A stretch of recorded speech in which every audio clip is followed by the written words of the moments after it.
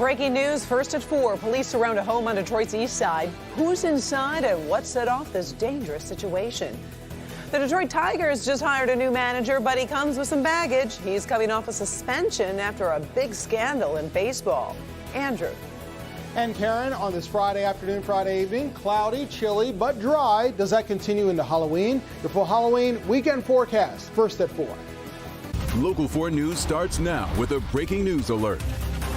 Good afternoon, I'm Karen Drew. First at 4, we do have breaking news, and it's from the city's east side. We're following a very dangerous police standoff. It is happening on Concord Avenue. That's near 7 Mile and Mount Elliott. Police say a man with a gun is inside his mother's home along with his girlfriend. They've been told he is suffering some kind of mental episode and has threatened his girlfriend. Negotiators have made contact with both of them, but feel it's too dangerous to try to pull them out at this point. We've got a crew on the scene, and we'll bring you updates as we get information. Some heartbreaking news for a Detroit family as a 7-year-old girl who was gravely injured in a shooting dies at the hospital. Regina Williams was shot Wednesday as she was asleep on the couch inside her home near Outer Drive and Mack Avenue. Police say this was a drive-by shooting. Right now, no one's in custody. And that little girl's mother just gave an emotional plea to whoever pulled the trigger. Please turn yourself in. You know what you did. You took a 7-year-old's life. You destroyed the life of 8 other children. You destroyed my life. You destroyed my husband's life, my family's life. We will never be the same again. Please turn yourself in. Police and the family asking anyone with information to anonymously call Crime Stoppers at 1-800-SPEAK-UP. Well, it's hard to believe how often the presidential candidates are coming to Michigan these days, and the visits keep coming. 4 days before the election, we are seeing President Trump twice in 3 days. Democrat Joe Biden bringing former President Barack Obama to rally supporters tomorrow. Meantime, Kimberly Gill, very busy in the newsroom tracking this heated battle. Hey, Kim. Hi, Karen, and good afternoon to you. It's been a busy week, as you said, of presidential campaigning. We've seen almost every member of the president's family. Dr. Jill Biden was here yesterday, and the candidates will just miss crossing paths. Today, President Trump rallied a large and passionate crowd in Waterford. He bounced around on many topics, attacking Joe Biden, claiming a coronavirus vaccine is coming soon, and taking credit for a booming economy before the pandemic. I'm delivering the great American comeback. That's what we're doing. We built the greatest economy in the history of the world. Best unemployment numbers, best everything. We had 160 million people employed. We were never even close to that number. We're going to be in Iowa, we're going to be in Wisconsin, so I thought I'd stop in Minnesota. I don't take anything for granted. We're going to work for every single vote up to the last minute. Thank you.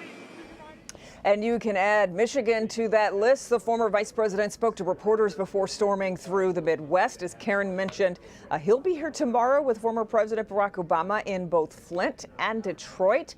President Trump will make 3 stops in Michigan Sunday, including a visit to Washington Township. Karen, it all shows both parties consider Michigan a key to victory. Our coverage continues tonight on the News at 5. Until then, we'll send it back to you. All right, sounds good. Thank you, Kim.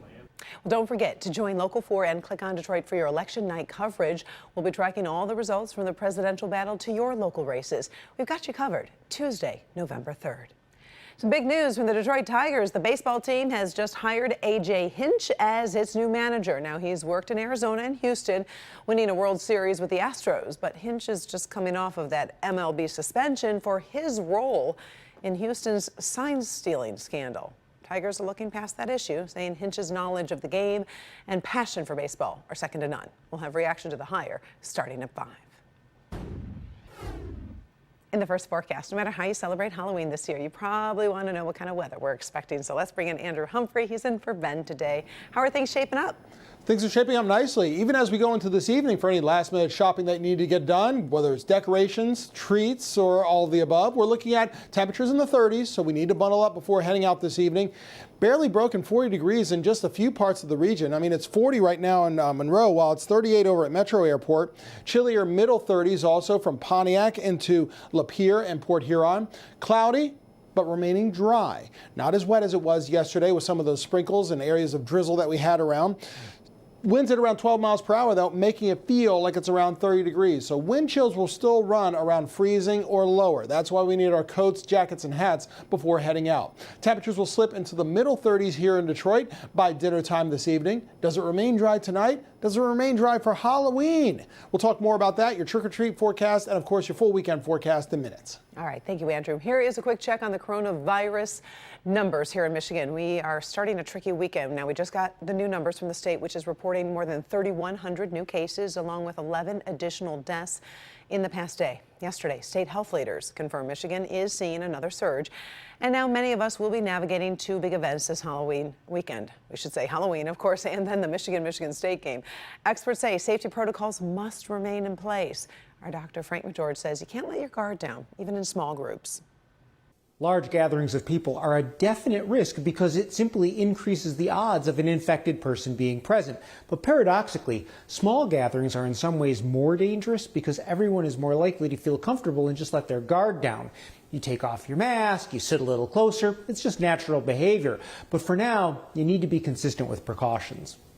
All right, thank you, Doc. And don't forget our primetime special on the coronavirus crisis starts tonight at 8.